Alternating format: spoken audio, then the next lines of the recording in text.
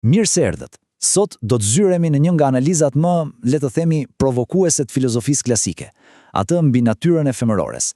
Është një këndvështrim i veçantë që i zhvesh tiparet njerëzore nga çdo lloj morali dhe i sheh ato thjesht si produkte të një nevoje të ftohtë, të pastër biologjike.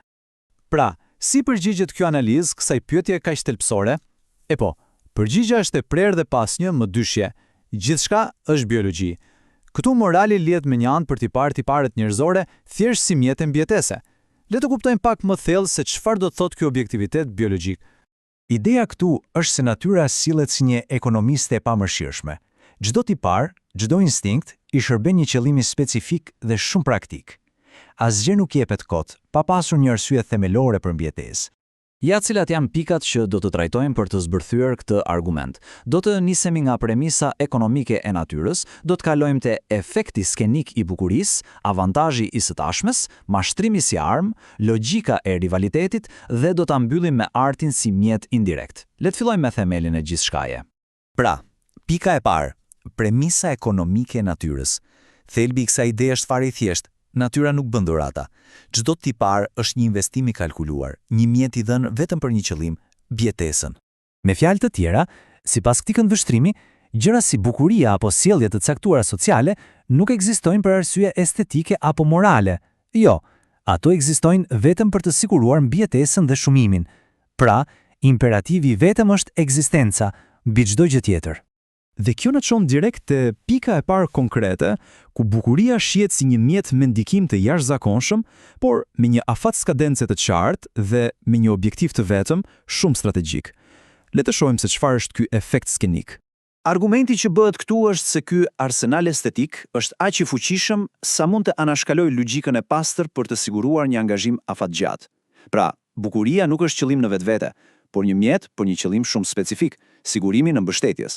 Dhe për ta bërë këtë ide edhe më të qartë, filozofia përdor një analogji goxha të fortë. Thuhet se ashtu si milingona i humb krahët pasi çiftëzohet sepse thjesht nuk i duhen më, ashtu edhe bukuria zbehet pasi qëllimi i saj kryesor, sigurimi i një partneri, është arritur. Mirë, nëse bukuria është diçka afat shkurt, ç'ndodh me anën psikologjike? Këtu vim te pika e dytë, e cila na prezanton një paradoks interesant, një mendje e përqendruar totalisht tek e tashmja.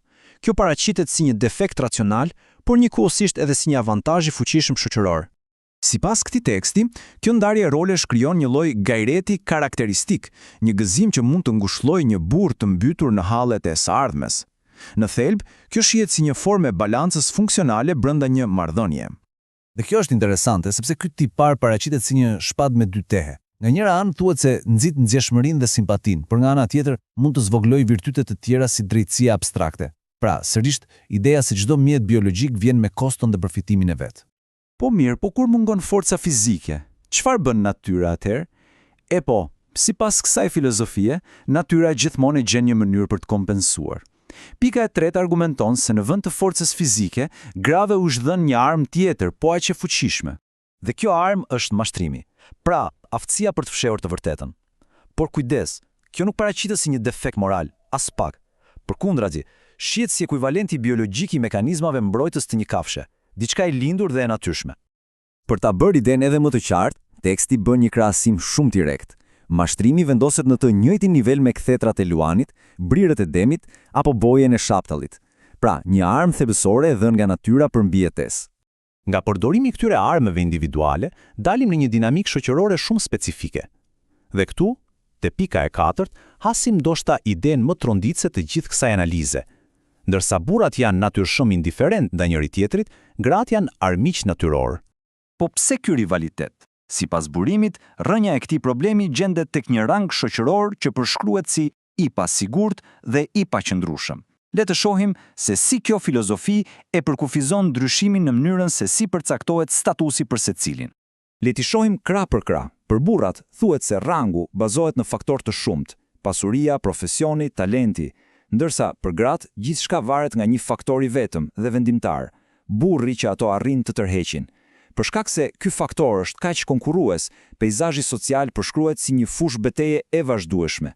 Dhe kjo betejë për status nuk ndalet këtu, por shtrihet edhe në fusha të tjera siç është arti.